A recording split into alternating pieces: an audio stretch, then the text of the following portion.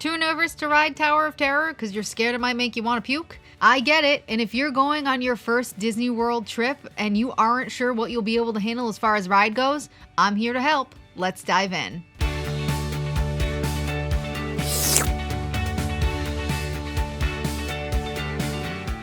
Hey howdy hey, it's Molly, the Disney Picky Eater, and I'm going to break down every ride in Walt Disney World based on motion sickness, on a scale of 1 to 10, 1 being you're totally fine and won't feel a thing, and 10 being you might puke or feel like you're going to puke for the rest of the day. Now, motion sickness is really one of those things that's like super hard to put on a scale because everybody's different. I am very sensitive to feeling motion sickness. Sometimes going on a swing makes me want to throw up a little bit. So you kind of have to gauge things based on, what you might be able to personally handle. But this list might give you a little bit of a good idea of how things might make you feel when you're in Disney World. I will give you a few tips on how I handle feeling nauseous while I'm in Disney, so let's dive right in.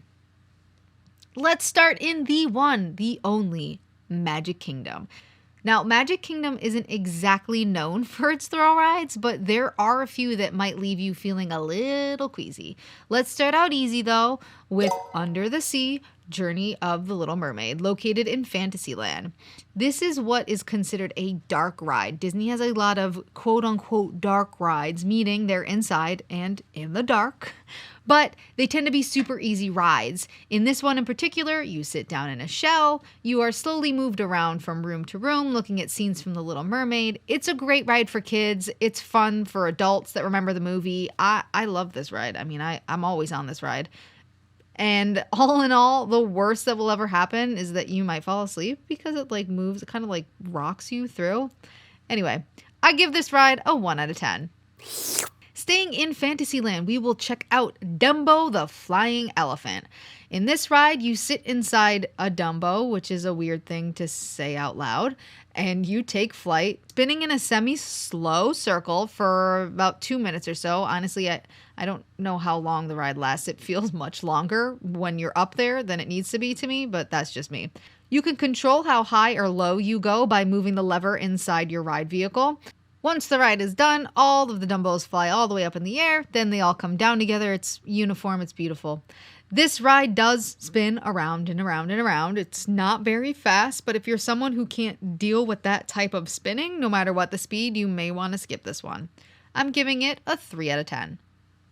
Heading over to the Barnstormer. This ride is a mini coaster for kids looking for a little thrill. Goofy is the star of this ride, so if your little one loves Goofy, it's fun to head over there just to see the theming of the ride itself.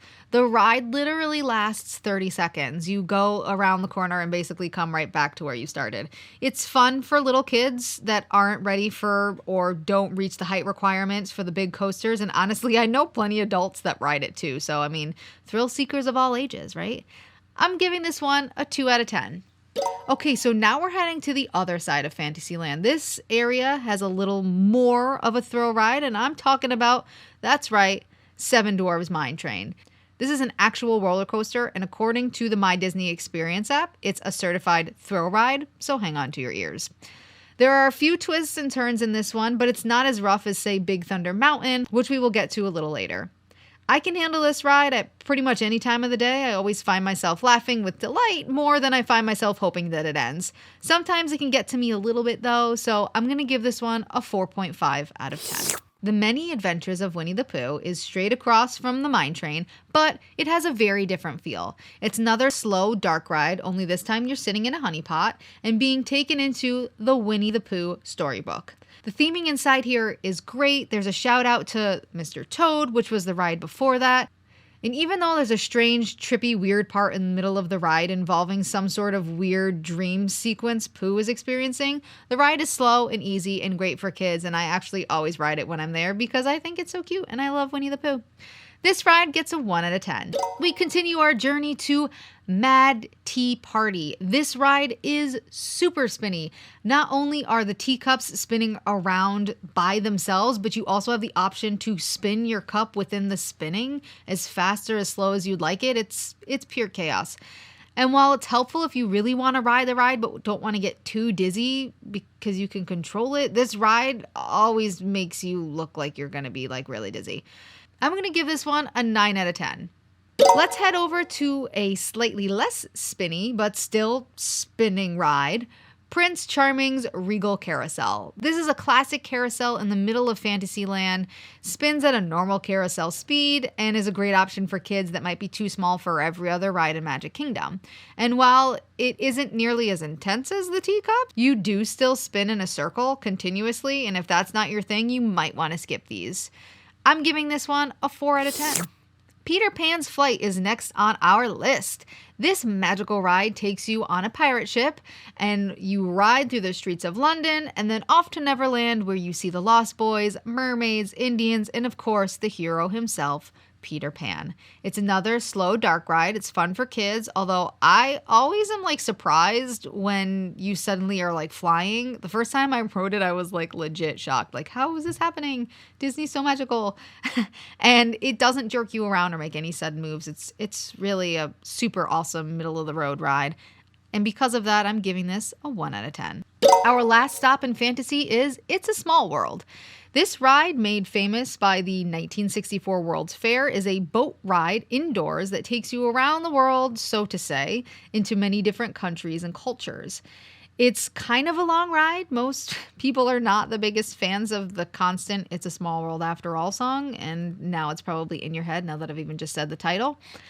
It's in every room in all different languages. It's slow, it's calming, it's a great way to escape the Florida heat if you need a break, but I totally get if you don't want to hear It's a Small World for like 10 minutes straight. But I'm giving this one a 1 out of 10. We will keep making our way towards Liberty Square to the only ride besides the Liberty Square riverboat, Haunted Mansion. This is a Disney classic in both Disney World and Disneyland and is another one of those constantly moving dark rides.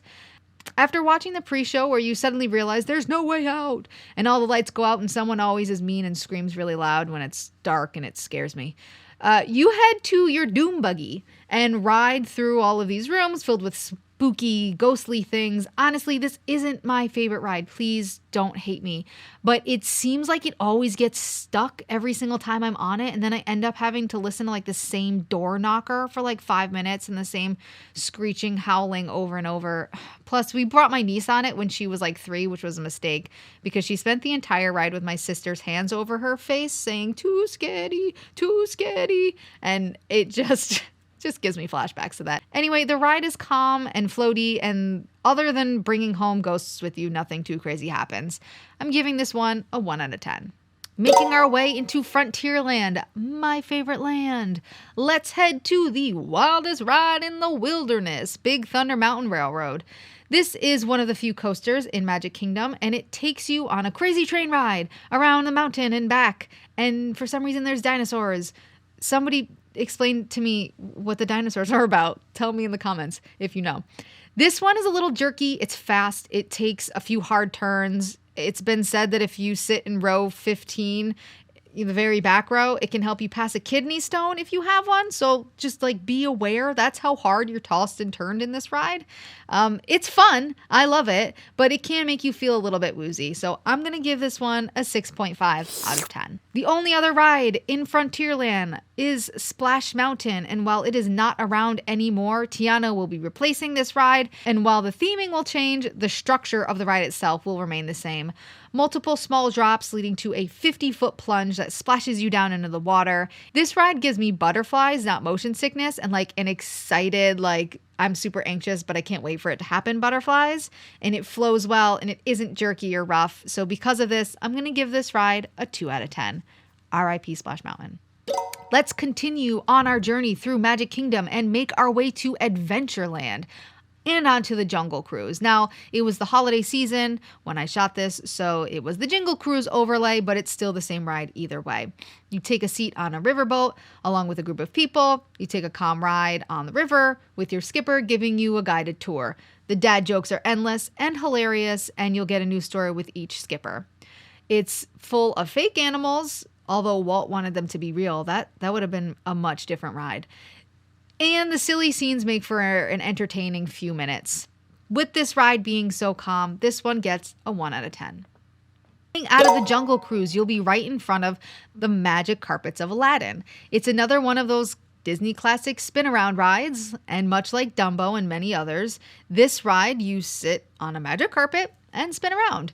And controlling not only the up or down, but the person that sits in the back gets to control the camels that you pass by and that spit water on you, which I was unaware of and was continuously getting spit on until I realized my niece was doing it on purpose. Thank you so much. This is a little bit of a twist on these type of rides, but it makes it fun. It sticks out a little as one of those spinny rides, as something a little bit special. But because of the calmness of this ride and the continued spinning like Dumbo, I'm going to give this one a 3 out of 10. The last stop in Adventureland is the Pirates of the Caribbean. Do you say Caribbean or Caribbean? It's just, who knows? Tell me in the comments. Contrary to popular belief, the ride did come before the movie, making an entire movie plot off of a Disney ride. It's just Disney, you're incredible. Sitting in a boat, you are taken through scenes of what it's like to be a pirate. It's a pirate's life for me. There is one single small drop that isn't intense. You aren't even strapped in on this ride, so that should tell you how small of a drop it is. It's an entertaining dark ride, and everyone who loves the ride will talk about how it smells and how much they love that. And if you know, you know, I guess. I'll give this ride a 1 out of 10. Crossing the Hubgrass and heading into Tomorrowland, we will hit up the last few rides in Magic Kingdom. Buzz Lightyear's Space Ranger Spin is another continuous dark ride, only this time you're playing a game. You're fighting against Zurg with your laser gun, trying to hit small targets and get the most points. I've never gotten Galactic Hero. I've heard it's possible. Honestly, I'm not good at this game at all. I find I get confused trying to find the targets and to see where my gun is actually shooting, and I get a little dizzy from the car being spun around even though you control the spinning yourself. And the color on the ride is kind of a lot of black light tone colors, and it can be intense. I'm not the biggest fan. I am much more a Toy Story Mania person. It doesn't totally kill me, but I will give this ride a 4.5 out of 10. On a much calmer note, we will head to the People Mover, probably one of my favorite rides in Magic Kingdom, maybe one of my favorite rides in Disney. I haven't actually asked myself that question. You ride above Tomorrowland through all of the rides and attractions while a voiceover guides you through your journey. It's a longer ride. It's great for taking breaks and cooling off and getting away from the crowds. It's fun to be able to see the rides from a different vantage point, and it's a great ride for the whole family. Literally anyone can ride it. With the calmness of this ride, I'm going to give it a 1 out of 10. Directly above the People Mover, yes, I said above the People Mover, is the Astro Orbiter. Another spinning ride, only this one is themed in Tomorrowland fashion, with the ride vehicles being little rockets. You control how high or low you go on this one, just like the other ones, and if you can't take the spinning, you might want to skip this one. I'll give it a 3 out of 10. The last roller coaster in Magic Kingdom is Space Mountain. This is a dark ride, but only in the sense that the ride is actually in the dark. The entire ride takes place in the pitch black with some stars projected around you. You speed around twists and turns, and you can't really see where you're going, which can lead you to feeling a little extra disoriented. There are two sides to this ride, Alpha and Omega, and I've heard some people say that they are different, and some say that they don't notice a difference, so I can't speak to that. But I can speak to the fact that the combination of twists and turns, high speeds, and never knowing which way you're going to go is really kind of makes a person feel sick.